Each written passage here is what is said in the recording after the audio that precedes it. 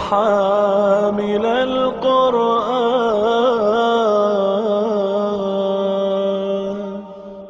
اعوذ باللہ من الشیطان الرجیم.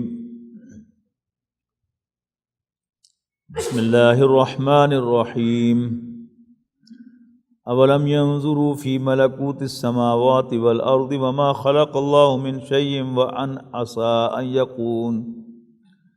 وان عسى ان يكون قد اقترب اجلهم فبأي حديث بعده يؤمنون.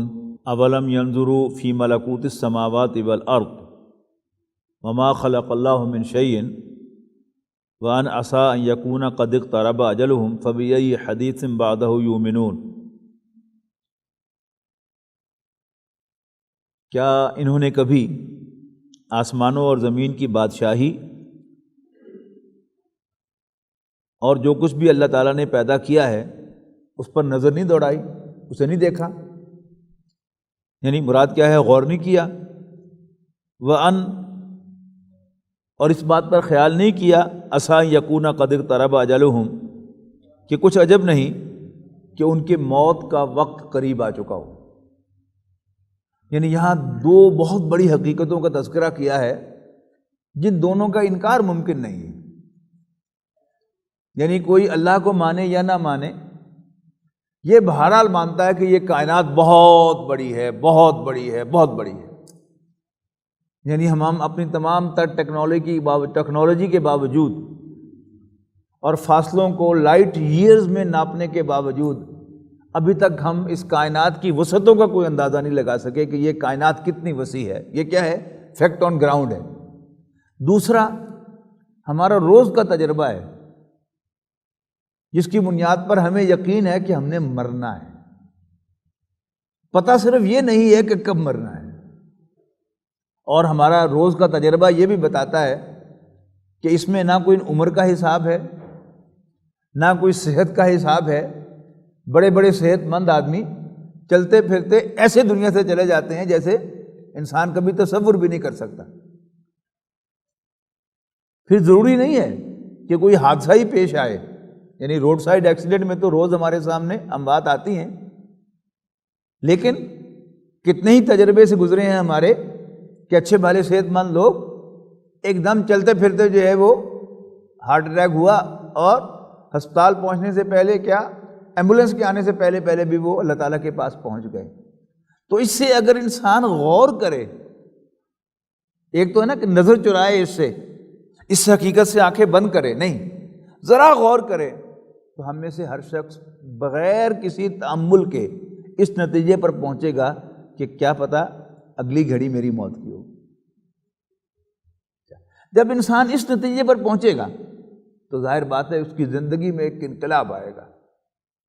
آج ہماری ساری دوڑ دھوپ، سوچ بچار وہ لمبے منصوبوں کے ساتھ ہے، اور اگر انسان کو یہ یقین نہ آئے کہ اس نے زندہ رہنا ہے تو پھر انسان کے بہت سے پرابلمز جو ہے وہ سالو ہو جاتے ہیں. اللہ تعالیٰ اس کائنات کو چلا رہا ہے، وہ میرا اور آپ کا سب کا محافظ ہے، وہی رزق دینے والا ہے. ہر چھوٹے سے چھوٹا کام بھی اس کی اجازت اور اس کی مرضی سے ہوتا ہے. تو انسان کی زندگی کی سوچ کا رخ جو ہے بدل جاتا ہے. تیسرا فائدہ کیا ہوگا؟ ایک تو دنیا کی لمبی پلاننگ ذہن سے نکل جائے گی، اور دوسرا خیال آئے گا بحیثیت مسلمان ہم سب کو کہ پھر مرنے کے بعد کیا ہوگا. کیونکہ ہم مسلمان ہیں، ہم مانتے ہیں کہ مرنے کے بعد ایک دن دوبارہ جی اٹھنا ہوگا، قبر میں بھی حساب کتاب ہوگا. ہمارا ایمان ہے کیسے ہوگا، اس کی کیفیت کیا ہوگی، وی ڈونٹ نو. لیکن رسول اللہ صلی اللہ علیہ وسلم کی صحیح حدیث سے خبر ملتی ہے کہ انسان سے قبر میں پوچھا جائے گا. بہت سے سوالات جو ہیں وہ اٹھائے جاتے ہیں کہ وہ لوگ کہ جو کسی ہوائی حادثے کا شکار ہوتے ہیں ان کی قبر ہوتی نہیں، وہ جو سمندر میں ڈوب جاتے ہیں ان کی قبر ہوتی نہیں. تو نبی اکرم صلی اللہ علیہ وسلم الفاظ کا جامع پہنا رہے ہیں کسی خاص کیفیت کو. اللہ تعالیٰ کے لیے کیا مشکل ہے کہ اس کی ہڈیوں کو جمع کر کے ایک جگہ پر اور پھر ایک قبر کے اندر ان کو لے جائے اور ان کا حساب لے لے. تو اللہ تعالیٰ کے لیے کوئی مشکل نہیں ہے. باقی جہاں تک تعلق ہے سکون پہنچانے کا، ایمان والوں کو سکون پہنچانے کے لیے اللہ تعالیٰ کے پاس بہت سے راستے ہیں، اور ظالموں کو پریشان کرنے کے لیے، ٹارچر دینے کے لیے، عذاب اصل میں تو ٹارچر ہے نا، اللہ تعالیٰ کے پاس بڑے طریقے ہیں.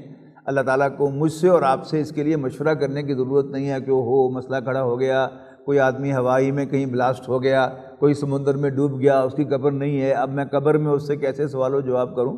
اللہ تعالیٰ ہر چیز پر قادر ہے۔ اور اگر کوئی شخص ان سب چیزوں کو ماننے والا نہیں ہے تو بھی وہ سوچے گا نا کہ مرنے کے بعد کیا ہوگا۔ ایک ڈاؤٹ تو انسان کے ذہن میں ضرور آتا ہے کہ مذہبی لوگ کہتے ہیں کہ دوبارہ زندہ ہوگا اور پھر سوال و جواب ہوں گے، حساب کتاب ہوگا، جزا و سزا ہوگی، اور سیکولر لوگ کہتے ہیں ایسا نہیں۔ تو انسان کو ایک شک تو پڑے گا نا، میں بھی ایسا ہو، تو پھر لا محالہ وہ اس کی فکر بھی لازماً کرے گا۔ جو ہماری بے فکری ہے وہ اس لیے ہے کہ یہ یقین یاد رکھنے کے باوجود بھی کہ ہمیں مرنا ہے، یعنی میں 65 سال کا ہو کر بھی یہ سمجھتا ہوں کہ نہیں ابھی نہیں۔ آپ تو ماشاءاللہ اکثر و بیشتر نوجوان ہیں، تو اگر میرے دل میں یہ خیال آتا ہے کہ ابھی نہیں، تو آپ کے دل میں تو وہ خیال بہت زیادہ آئے گا۔ لیکن حقیقت کیا ہے؟ موت نے نہ آج تک کوئی بچہ دیکھا ہے، نہ بوڑھا دیکھا ہے، نہ جوان دیکھا ہے، نہ ایتھلیٹ دیکھا ہے، نہ کھلاڑی دیکھا ہے، نہ کمزور دیکھا ہے، نہ توانا دیکھا ہے۔ موت سب کو اپنے منہ میں لے گئی۔ تو قد اقترب اجلہم، کیا عجب کہ ان کا وقت، ان کی وہ اجل معین قریب آئی کھڑی ہو۔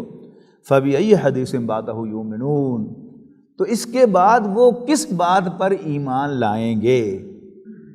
کیونکہ یہ مکی صورت ہے نا، تو مخاطب مسلمان نہیں ہیں، مخاطب جو ہیں وہ مکے کے لوگ ہیں، تو ان سے کہا جا رہا ہے کہ پھر اس کے بعد وہ کس حدیث پر، کس بات کو مانیں گے؟ من یضلل اللہ فلا ہادی لہ، جسے بھی اللہ تعالیٰ گمراہی پر ڈال دے تو اس کو کوئی راستہ دکھانے والا نہیں ہے۔ وَيَذَرُهُمْ فِي طُغْيَانِهِمْ يَعْمَهُونَ، اور وہ انہیں چھوڑ رہا ہے، چھوڑے رکھتا ہے ان کی سرکشی میں کہ اندھے ہو کر بہکے پھرتے رہیں، اندھے ہو کر ٹامک ٹوئیاں مارتے رہیں۔ یسألونک عن الساعۃ ایان مرساہا، اے نبی آپ سے پوچھتے ہیں قیامت کے بارے میں کہ وہ اس کے واقع ہونے کا وقت کیا ہے، کب واقع ہوگی۔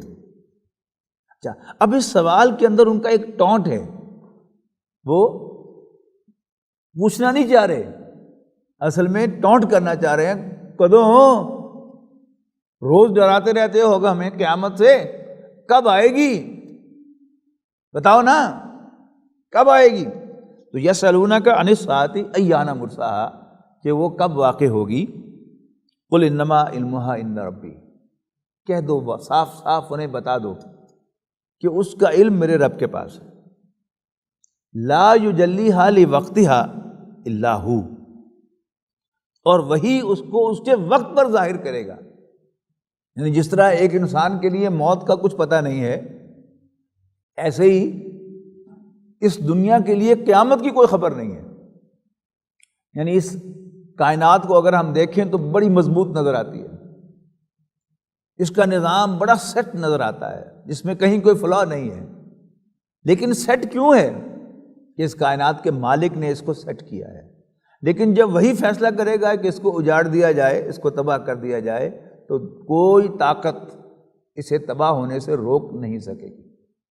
تو قیامت کب آئے گی؟ اس کا علم تو اسی کے پاس ہے، اور وہ اس کو ظاہر کرے گا اسی وقت جب وہ آئے گی۔ ثقلت فی السماوات والارض، وہ آسمان اور زمین میں ایک بہت بڑی بات ہوگی، ایک بھاری بات ہوگی۔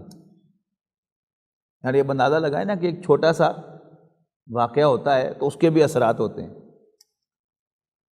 ایک آدمی قتل ہو جائے تو اس کے بھی ایک محدود سرکل کے اندر اثرات ہوتے ہیں۔ 4 آدمی اکٹھے فوت ہو جائیں تو اس کا دائرہ جو ہے وہ اثر کا بڑھ جاتا ہے۔ کوئی بم دھماکہ ہو جائے یا کوئی اور بڑا حادثہ پیش آ جائے تو اس کے اثرات جو ہیں وہ اور زیادہ ہوتے ہیں۔ جب یہ پوری کی پوری کائنات تباہ ہوگی تو وہ کتنا بڑا واقعہ ہوگا، وہ کتنی بھاری بات ہوگی، یعنی کتنا زیادہ اس کا انفلوئنس ہوگا۔ لا تأتیکم الا بغتۃ، وہ تم پر اچانک ہی آئے گی۔ یسألونک، اے نبی آپ سے پوچھتے ہیں، کأنک حفی عنہا، جیسے آپ اس کے پیچھے لگے ہوئے ہیں کہ پتہ کروں کب آئے گی. دلچسپ سوال ہے کہ یسألونک کا یہ آپ سے ایسے پوچھ رہے ہیں کانک حفیٌ عنہا. حفیٌ کا ترجمہ بعض نے کیا ہے کہ آپ اس سے بخوبی واقف ہیں، جیسے کہ آپ اس سے بخوبی واقف ہیں. یا بعض نے کیا ترجمہ کہ آپ اس کے پیچھے لگے ہوئے ہیں کہ اس تحقیق کے اندر آپ بھی پریشان ہیں اور لگے ہوئے ہیں کہ کب آئے گی. نبی اکرم صلی اللہ علیہ وسلم اس کی تحقیق میں بھی ہرگز نہیں تھے. اللہ تعالیٰ نے فرما دیا آئے گی، اور جب میں چاہوں گا آئے گی، اچانک آئے گی. حضور صلی اللہ علیہ وسلم سے بڑھ کر اس بات کو کس کو ایمان ہو سکتا ہے، ایمان حاصل ہو سکتا ہے اس بات پر، حضور صلی اللہ علیہ وسلم سے بڑھ کر کہ وہ اچانک آئے گی اور کسی کو پتہ نہیں چلے گا، اللہ تعالیٰ ہی اس کو ظاہر کرے گا. یہ جو ایک انسان کی ایک سوچ ہوتی ہے نا، یہ اگر درست ہو تو معاملات جو ہیں وہ ان کا رخ اور ہوتا ہے. اگر سوچ ہی غلط ہو تو پھر معاملات کا رخ بالکل اور ہو جاتا ہے. ہمارا عام طور پر جو رجحان ہے وہ تحقیقی ہوتا ہے، جیسے اوپر کہا نا کہ آپ اس تحقیق میں لگے ہوئے ہیں، آپ اس کے پیچھے لگے ہوئے ہیں. یہ ایک سوچ کا ایک انداز ہے کہ جو اصل سبجیکٹ ہے اس سے ہٹ کر کسی چھوٹے ایشو کے پیچھے پڑ جانا. بعض اوقات بڑا عجیب لگتا ہے کہ کوئی درس ہوتا ہے، کوئی اہم بیان ہوتا ہے، اس میں کوئی بات ضمناً زیر بحث آتی ہے اور اس پر کوئی آدمی سوال کر دیتا ہے. حالانکہ ایسا سوال اگر ہو بھی صحیح تو وہ ہونا چاہیے کہ ہوگا قیامت ہوگی کہ نہیں ہوگی، قیامت میں کوئی بچے گا کہ نہیں بچے گا. لیکن یہ نہیں ہوگا سوال. عام طور پر تحقیق اس پر شروع ہو جائے گی کہ وہ جو سائنس میں فلانا واقعہ جو ہے وہ کہا گیا ہے کہ ایسا ہوگا تو بس وہی قیامت ہے. حالانکہ اللہ تعالیٰ جو ہے وہ کسی واقعے کا پابند نہیں ہے. اللہ تعالیٰ جب چاہے گا جیسے چاہے گا وہ کرے گا، اور ہمارے فکر کرنے کی یہ چیز ہے ہی نہیں. ہمارا کام کیا ہے؟ حادثات سے بچاؤ. یعنی ایک حادثہ ہوا، اس کی یہ تحقیق اتنی اہم نہیں ہے کہ یہ حادثہ کیسے ہوا. اور عام طور پر اخبارات میں پڑھتے ہیں کہ بم دھماکہ ہوا اور اس میں اتنے کلو گرام جو ہے وہ مواد استعمال ہوا. اصل فکر کرنے کی بات کیا ہے کہ واقعہ ہوا کیوں. یعنی یہ کہ اس میں کتنے کلو گرام ہوا یہ تو بہت بعد کی بحث ہے. پہلا کام جو فوری طور پر کرنے کا ہے کہ جو افراد متاثر ہوئے ہیں ان میں سے جو زندہ ہیں ان کی زندگی بچانے کے لیے بھاگ دوڑ کرنا، اور جو فوت ہو گئے ہیں ان کی تجہیز و تکفین کا بندوبست کرنا، اور ان فیکٹرز پر غور کرنا کہ جن کی وجہ سے ہوا ہے. ذرائع بعد میں آتے ہیں. یعنی جب وہ فیکٹرز آئیں گے، حالات ایسے ہوں گے کہ جس پر کوئی شخص جو ہے وہ یہ دھماکہ کرے گا تو وہ پھر کر لے گا. 100% سیل کرنا کسی معاملے کو یہ عام زندگی میں ممکن نہیں ہوتا. آپ زندگی کو معطل کر دیں، یعنی کوئی ڈگنیٹری آ رہا ہے، صدر وزیر اعظم آ رہا ہے تو آپ وہ پورا علاقہ سیل کر دیں تو پھر زیادہ امکان ہے کہ کوئی ناخوشگوار واقعہ پیش نہیں آئے گا. لیکن آپ ہمیشہ دنیا کا نظام معطل کر کے تو نہیں رکھ سکتے. آپ کو بہرحال دنیا کا نظام الاؤ کرنا پڑتا ہے کہ وہ چلے، اور جب آپ الاؤ کریں گے تو ایسے واقعات پھر بھی پیش آئیں گے. لیکن وہ جو نفسیاتی فیکٹرز ہیں اس کے پیچھے، اور جو اس کے پیچھے معاشی سے فیکٹرز ہیں ان پر نہیں غور کیا جاتا، یا جو ڈیپریویشنز لوگوں کے اندر ہیں، یا جو ظلم و بربریت کا لوگ نشانہ بنے ہیں ان کے اندر ریئیکشن کا ہونا وہ فطری ہے، اس کو نہیں کنٹرول کیا جاتا. وہ افغانستان پر جب حملہ کیا تھا نیٹو نے، تو وہاں BBC پر ایک انٹرویو جو تھے وہ لے رہے تھے، لائیو کالز لے رہے تھے. وہاں پر ایک خاتون نے کہا تھا کہ جی ہمیں کیا ضرورت ہے، پہلے تو یہ سوچے نا کہ یہ سب کچھ ہوا کیوں ہے. کہ ایک طرف ہم کہتے ہیں آزادی آزادی، وہ لوگ جو ہیں وہ اپنی مرضی کے کپڑے پہننا چاہتے ہیں، اپنے مرضی کا عورتیں برقع پہننا چاہتی ہیں، ہمیں کیا حق پہنچتا ہے کہ ہم جا کے انہیں مجبور کریں کہ تم یہ نہ کرو. جب یہ ہم کریں گے تو پھر ہمیں اس کا جواب بھی سہنا پڑے گا. آخر امریکہ نے جا کر گھٹنے ٹیکے ہیں نا، صرف سجدہ ہی نہیں کیا، بھارا گھٹنے ٹیک دیے ہیں ان کے سامنے جا کر، اور منتیں کر رہے ہیں امریکہ بہادر ان کی، اصل روٹ کاز کیا ہے اس پر اب بھی انہوں نے غور نہیں کرنا۔ حالانکہ اصل بات کیا ہے کہ انہیں کیا ضرورت پڑی تھی کہ وہاں پر جا کر افغانستان کے اوپر حملہ کرنے کی، اور اس کے لیے اتنے لمبے چوڑے ڈرامے رچانے کی، یہ ورلڈ ٹریڈ سینٹر کا ڈرامہ اور یہ ڈرامہ اور وہ ڈرامہ، ہر چیز جو ہے وہ مسلمانوں کے کھاتے میں ڈالنا۔ اب انہیں شکست ہوئی ہے وہاں سے، لیکن اب بھی آپ دیکھیے گا وہ شکست کے جو اصل عوامل ہیں اور جو اصل وجہ ہے اس پر نہیں غور کیا جائے گا، حساب کتاب اور کیلکولیشنز اور اسٹیٹسٹکس پر غور کیا جائے گا۔ یہی معاملہ جو ہے اس کا ہے کہ حضور صلی اللہ علیہ وسلم اور صحابہ کا مزاج یہ نہیں ہے۔ نبی اکرم صلی اللہ علیہ وسلم نے ارشاد فرمایا انہا ستکون فتنۃ، حضرت علی رضی اللہ تعالیٰ عنہ روایت کرتے ہیں کہ نبی اکرم صلی اللہ علیہ وسلم نے ارشاد فرمایا کہ عنقریب ایک فتنہ رونما ہوگا۔ تو حضرت علی کہتے ہیں میں نے پوچھا مل مخرج منہا یا رسول اللہ کے رسول اس فتنے سے بچنے کا راستہ کون سا ہے؟ تو محترم ڈاکٹر سعد احمد صاحب رحمہ اللہ فرمایا کرتے تھے کہ اگر حضور صلی اللہ علیہ وسلم یہ بات ہمارے سامنے کہتے تو ہم ان سے فتنے کی ڈیٹیلز پوچھتے کہ وہ کیسے ہوگا، مشرق سے آئے گا کہ مغرب سے آئے گا، اور اس کا والیوم کتنا ہوگا اور کیا اس کے ہوں گے۔ حضرت علی نے یہ سوال نہیں کیا، اور یہ صحابہ کرام کا جنرل انداز تھا کہ وہ پریکٹیکل گفتگو کرتے تھے، اسٹیٹسٹیکل گفتگو نہیں کرتے تھے۔ تو یہاں دیکھیے گا کہ یسألونک کأنک حفیون عنہا، یہ آپ سے ایسے پوچھتے ہیں جیسے کہ آپ اس کے پیچھے لگے ہوئے ہیں اس تحقیق میں۔ قل انما علمھا عند اللہ، کہہ دو کہ اس کا علم تو اللہ کے پاس ہے، ولکن اکثر الناس لا یعلمون، لیکن اکثر لوگوں کو اس کا پتہ نہیں ہے۔ قل لا املک لنفسی نفعا ولا ضرا، اب حضور صلی اللہ علیہ وسلم سے کہا جا رہا ہے کہ تم تو ان سے صاف صاف یہ کہو۔ یہ بات کہنے کی ضرورت کیوں پیش آ رہی ہے کہ رسول اللہ صلی اللہ علیہ وسلم اللہ تعالیٰ کے بھیجے ہوئے نمائندے، اور جنت کی، جہنم کی، آخرت کی، یہ سب خبریں انہیں دے رہے ہیں۔ اب مقصد کیا ہے؟ نوع انسانی کو ہلاکت سے بچانا۔ مقصد کیا ہے؟ نوع انسانی کو ہلاکت سے بچانا۔ لیکن جیسا کہ میں نے عرض کیا کہ حضور صلی اللہ علیہ وسلم سے انڈیو ڈیٹیلز پوچھی جاتی ہیں اور پریکٹیکل ڈیٹیلز بھی پوچھی جاتی کہ آخرت میں عذاب سے بچنے کا راستہ کون سا ہے۔ اگرچہ وہ خود بھی بتا رہے ہیں، لیکن چاہیے تو یہ نا اس میں مزید تفصیل پوچھی جاتی، اس میں کوئی پریکٹیکل ٹپس حاصل کی جاتی، لیکن ایسا نہیں ہوتا۔ حضور صلی اللہ علیہ وسلم سے کہا گیا ہے کہ ایک طرف میں اللہ کا رسول ہوں، اللہ کا پیغام تو نے پہنچانے کے لیے آیا ہوں، لیکن میں بھی اللہ تعالیٰ کا بندہ ہوں۔ اللہ تعالیٰ نے خود مجھے اپنی خبر نہیں دی کہ مجھے میرے ساتھ کل کیا ہونے والا ہے۔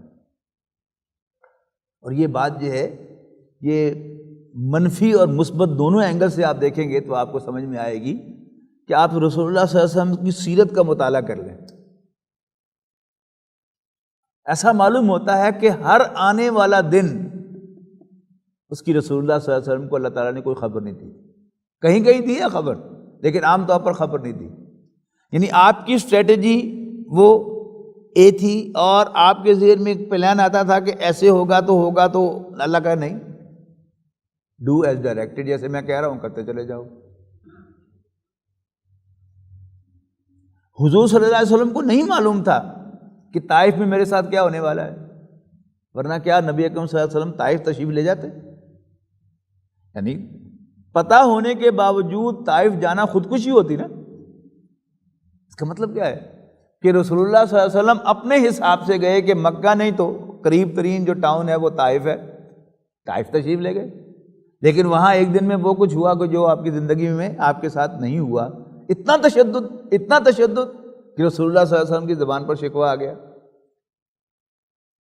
تو حضور صلی اللہ علیہ وسلم کا تم تو یہ واضح کر دو کہ لا املک لنفسی نفعا ولا ضرا، میں تو اختیار نہیں رکھتا خود اپنے بارے میں کسی نفع اور نقصان کا۔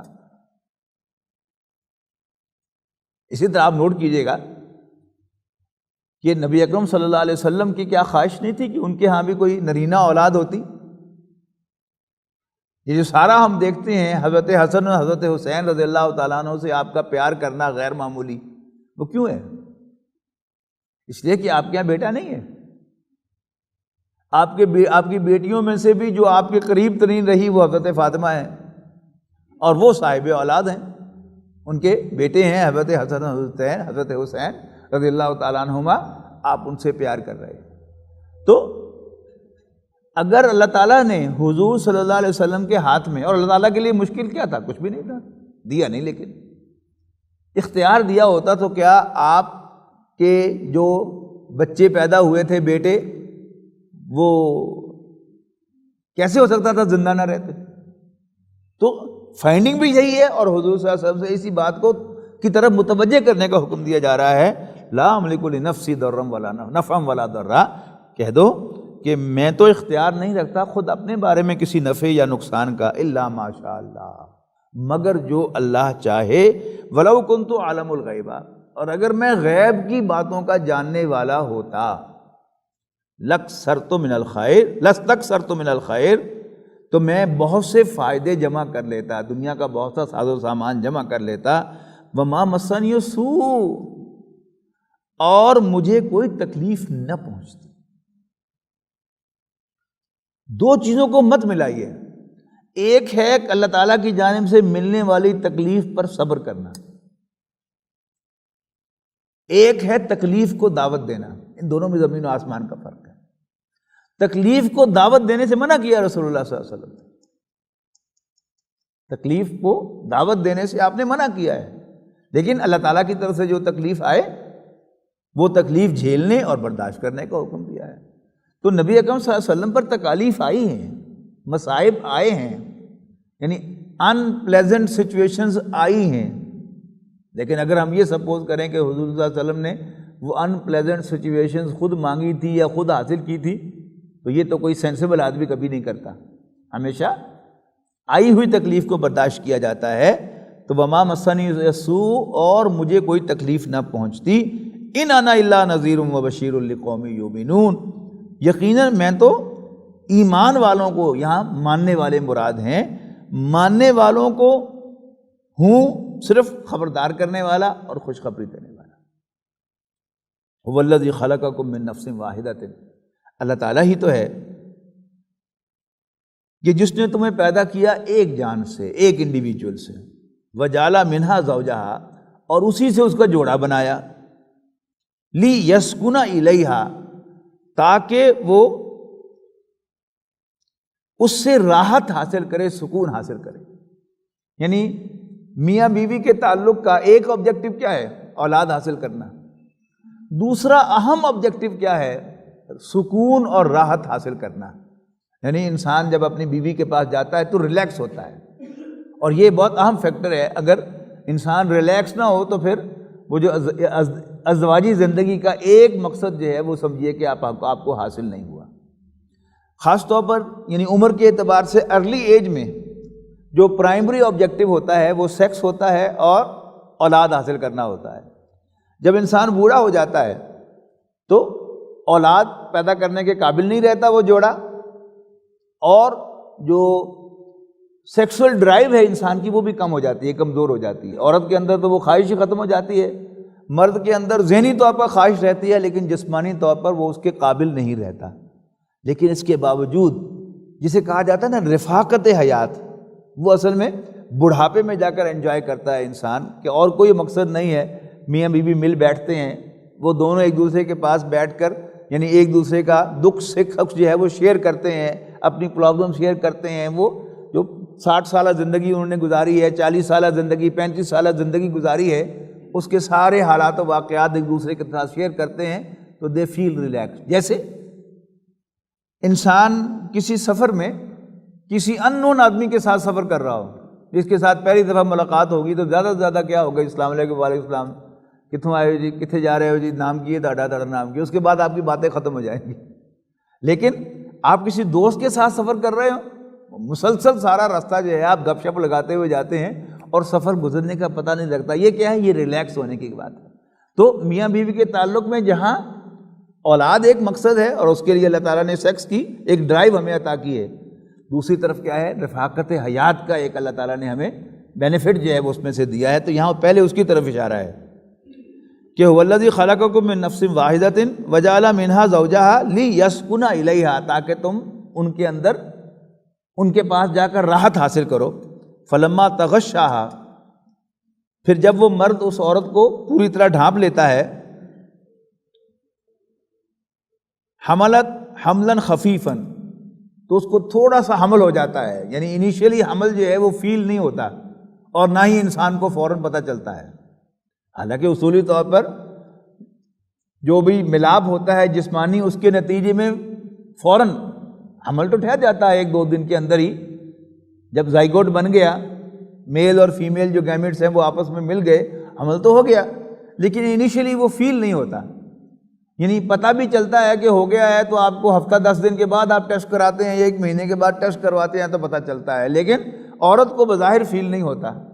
کچھ خواتین کو وہ وامٹنگ وغیرہ شروع ہو جاتی ہے تو اس سے شک پڑتا ہے تو آپ ٹیسٹ کرواتے ہیں، اس لیے کہ حمل تو بہرحال ٹھہر چکا ہوتا ہے لیکن اس کے اور کوئی آثار نہیں ہوتے. یہاں اس کی طرف اشارہ ہے کہ حملت حملا خفیفا، اس کو ہلکا سا حمل ٹھہر جاتا ہے. فمرت بھی، کیونکہ اس کا بوجھ نہیں ہوتا، وہ اس کے ساتھ نارمل چلتی رہتی ہے، چلتی پھرتی رہتی ہے. فلما اثقلت، لیکن جب وہ بھاری ہو جاتی ہے، یعنی اس کا حمل آگے بڑھتا ہے، دعوا اللہ ربہما، تو وہ دونوں اپنے رب کو پکارتے ہیں، اپنے رب سے دعا کرتے ہیں. کیا دعا کرتے ہیں؟ لئن آتیتنا صالحا، یقیناً اے ہمارے رب تو نے ہمیں، صالح سے مراد یہاں سمجھیے صحیح سالم، صالح یعنی صحیح سالم بچہ عطا کر دیا. لنکونن من الشاکرین، تو ہم دونوں تیرے شکر گزاروں میں شامل ہوں گے. دعا کس سے مانگتے ہیں؟ اللہ تعالیٰ سے. صبح شام اٹھتے بیٹھتے چلتے پھرتے دعا کرتے رہتے ہیں. یعنی خاص طور پر یعنی جب پہلا حمل ٹھہرتا ہے تو مرد بھی محسوس کرتا ہے کہ میں اب صاحب اولاد ہونے والا ہوں، اور وہ بھی دعا کر رہا ہے. اور عورت تو اٹھتے بیٹھتے چلتے پھرتے ہر وقت جو ہے وہ دعا کرتی رہتی ہے. نماز کے بعد جو ہے وہ وظائف کرتی ہوئی آپ کو نظر آتی ہے، وہ قرآن شریف کی تلاوت کرتی ہوئی نظر آتی ہے، نوافل پڑھتی ہوئی نظر آتی ہے کہ اللہ تعالیٰ مجھے صحیح سالم بچہ عطا کر دے. لئن آتیتنا صالحا لنکونن من الشاکرین، تو ہم تیرے شکر گزار ہوں گے، تیرے شکر کرنے والوں میں شامل ہو جائیں گے. لیکن فلما آتاہما صالحا، لیکن جب اللہ تعالیٰ ان کو ایک صحیح سالم بچہ عطا کر دیتا ہے، لنکونن، تو کیا کہتے ہیں؟ جعل لہ شرکاء فیما آتاہما، تو جو کچھ اللہ تعالیٰ نے ان کو عطا کیا ہے اس کے سلسلے میں وہ اللہ تعالیٰ کے شریک ٹھہرانے رکھتے ہیں. یہ شریک کیسے ٹھہرائے جاتے ہیں؟ غیر اللہ کی طرف منسوب کرنا اس حالات کو. میں فلاں دربار پر گئی تھی نا، دیکھیں اس لیے مجھے اللہ تعالیٰ یہ بچہ مجھے عطا ہو گیا ہے، یہ میں نے فلاں جو ہے وہ چڑھاوا چڑھایا تھا اس کی وجہ سے یہ ہو گیا ہے. اور واضح اس کی آپ کو علامات ملتی ہیں. یعنی جیسے اللہ دیتا ایک نام تھا، بچوں کو دیا جاتا تھا کہ اللہ نے دیا، یہ کیا ہے؟ یہ بچے کے باپ کے اللہ تعالیٰ کے ساتھ ریلیٹڈ ہونے کی علامت ہے کہ وہ کہہ رہا ہے کہ اللہ تعالیٰ کا دیتا ہوا، یہ اللہ تعالیٰ کا دیا ہوا بچہ ہے. لیکن وہیں آپ کو پیراں دتا نام بھی ملتا ہے نا، یہ پرانے ناموں میں سے ایک نام جو ہے پیراں دتا بھی ہے کہ یہ بچہ ہمیں پیروں نے عطا کیا ہے. تو یہ کیا ہے؟ یہ صریحاً شرک ہے. یہاں تک کہ انسان اگر علاج معالجے کی طرف بھی ریفر کرے کہ جی کو میں نے فلاں لیڈی ڈاکٹر کو دکھاتی رہی ہوں یا میں نے فلاں علاج کیا تھا اس لیے ہو گیا ہے، تو وہ حرمت کے درجے میں تو نہیں جاتا، اس لیے کہ وہ وسائل کے اندر ہے، انویزیبل چینل میں نہیں ہے. لیکن حقیقت کے اعتبار سے یہ بھی زیادتی ہے کہ دعائیں مانگی اللہ تعالیٰ سے اور سارا کا سارا جو رزلٹ ہے اس کو منسوب کر دیا ڈاکٹر کی طرف. کیا عام ہوتا ہے کہ بہت شدید بیمار ہوتا ہے مریض، دن رات دعائیں کر رہے ہیں، صدقہ و خیرات کر رہے ہیں، لیکن جب صحت ملتی ہے تو پوچھتا ہے کہ جی پھر صحت کیسے پھر ہوا؟ انہوں نے کہا جی ہاں فائنلی فلاں ڈاکٹر سے علاج کروایا تو مجھے صحت ملی. اگر انسان کم سے کم اتنا بھی کہہ دے کہ جی اللہ تعالیٰ نے پھر فائنلی مجھے فلاں ڈاکٹر کے علاج سے صحت دی ہے، تو بھی کیا ہے؟ یہ ریکمینڈڈ ہے، یہ ٹھیک ہے کہ صحت اللہ تعالیٰ نے دی ہے، لیکن ذریعہ جو ہے وہ فلاں ڈاکٹر بن گیا ہے، ذریعہ جو ہے وہ فلاں دوائی بن گئی ہے، یہ جائز ہے کہنا، لیکن اصل نسبت اللہ تعالیٰ ہی کی طرف ہونا چاہیے کہ شفا دینے والا جو ہے وہ اللہ تعالیٰ ہے۔ علاج کرنا یہ ڈاکٹر کی ذمہ داری ہے، لیکن شفا نہ ڈاکٹر کے پاس ہے، نہ حکیم کے پاس ہے، نہ پیر صاحب کے پاس ہے، نہ کسی اور شخص کے پاس ہے۔ شفا دینے والا جو ہے وہ اللہ تعالیٰ ہے۔ فلما آتاہما صالحا جعل له شرکاء فیما آتاہما فتعالی اللہ عما یشرکون۔ تو جو وہ شرک کر رہے ہیں اللہ تعالیٰ کے ساتھ، اللہ تعالیٰ اس سے بہت بلند و برتر ہے۔ ایشرکون ما لا یخلق شیئا، کیا وہ اللہ تعالیٰ کا شریک بناتے ہیں ان چیزوں کو، اس کو جو کچھ بھی پیدا نہیں کرتا، وہم یخلقون، بلکہ وہ خود مخلوق ہیں اللہ تعالیٰ کے پیدا کیے ہوئے۔ دیکھیے ڈاکٹر ہو، پیر ہو، یا کوئی اور دوائی ہو، یہ سب کی سب کیا ہے؟ اللہ تعالیٰ کی پیدا کی ہوئی مخلوق ہے۔ تو اللہ کو چھوڑ کر، خالق کو چھوڑ کر مخلوق کو کارساز بنانا، یہ کیا ہے؟ یہ انسان کی بہت بڑی حماقت ہے۔ ایشرکون ما لا یخلق شیئا وہم یخلقون ولا یستطیعون لهم نصرا ولا انفسهم ینصرون۔ وہ نہ تو ان کی مدد کرنے کی کوئی قدرت رکھتے ہیں، استطاعت رکھتے ہیں، اور نہ ہی وہ اپنی مدد کر سکتے ہیں۔ بڑے سے بڑا نیک آدمی، اس پر کوئی مصیبت آ جائے اللہ تعالیٰ کی طرف سے، تو وہ خود اپنے اوپر سے وہ تکلیف، وہ مصیبت دور کرنے کی قدرت کرے۔ یا کوئی چیز ہے جس کو ہم، کوئی بت ہے جس کو ہم منسوب کر رہے ہیں کہ یہ میرا کام کر رہا ہے، وہ تو اپنی ہیلپ نہیں کر سکتا، کہ اگر وہ گر جائے تو خود اٹھ نہیں سکتا، اور اگر کہیں سے اس کو چوٹ آ جائے اور اس کا کوئی کنارہ ٹوٹ جائے تو وہ خود اپنے آپ اس کنارے کو ریپیئر نہیں کر سکتا، تو وہ آپ کی مدد کیسے کر سکتا ہے؟ ولا یستطیعون لهم نصرا ولا انفسهم ینصرون وان تدعوهم الى الهدى، اور اگر تم ان کو سیدھے راستے کی طرف بلاؤ، لا یتبعوکم، تو وہ تمہاری بات نہیں مانیں گے، تمہیں رسپونڈ نہیں کریں گے۔ یہ بات خاص طور پر بتوں کے سلسلے میں، کہ وہ بت جن کی طرف وہ سب منسوب کرتے تھے کہ وہ ان کے کارساز ہیں، ان کے کام بنانے والے ہیں، ان کو تمہیں کہا کہ بھائی میری طرف دیکھو، تو وہ تو تمہاری طرف مڑ کے دیکھ بھی نہیں سکتا۔ جس جگہ ان کا منہ ٹکایا ہوا ہے وہ وہیں ٹکا رہے گا، اگرچہ اس میں آنکھیں بھی بنی ہوئی ہیں اور ناک بھی بنی ہوئی ہے اور کان بھی بنے ہوئے ہیں، لیکن دے کانٹ ریسپونڈ یو۔ سواء علیکم ادعوتموہم ام انتم صامتون، ان کے لیے برابر ہے کہ تم خاموش رہو ان کے پاس یا انہیں بلاؤ، وہ سننے والے نہیں ہیں۔ ان الذین تدعون من دون اللہ، یقیناً وہ لوگ جنہیں تم پکارتے ہو اللہ کو چھوڑ کر، عباد امثالکم، وہ تمہارے جیسے بندے ہیں۔ فدعوہم، تب تم انہیں پکارو، فلیستجیبوا لکم ان کنتم صادقین، تو پھر ذرا دیں وہ جواب، تم انہیں پکارو پھر ذرا وہ کریں تمہیں رسپونڈ، ان کنتم صادقین، اگر تم سچے ہو۔ الہم ارجل یمشون بہا، کیا ان کے ایسے پاؤں ہیں جن سے وہ چل سکے؟ ام لہم ایدی یبطشون بہا، یعنی یہ ان کے ہاتھ، پاؤں، آنکھیں نظر تو آتی ہیں اس بت کے اندر، لیکن کیا ان کے ایسے پاؤں ہیں جن سے وہ چل سکے، ایسے ہاتھ ہیں جن کو پکڑ سکے؟ ام لہم اعین یبصرون بہا، یا ایسی آنکھیں ہیں جن سے وہ دیکھ سکیں؟ ام لہم آذان یسمعون بہا، یا ایسے کان ہیں جن سے وہ سن سکیں؟ قل ادعوا شرکاءکم، اے نبی کہو ان سے پکارو اپنے شریکوں کو، ثم کیدونی، پھر میرے خلاف کوئی چال چلو، فلا تنظرون، پھر تمہیں کوئی مہلت نہ دینا۔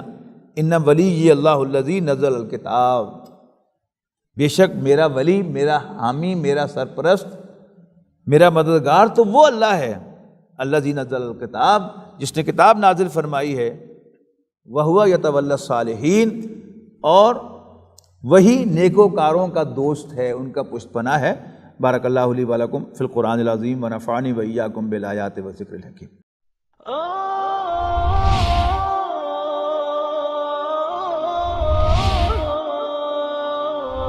يا حامل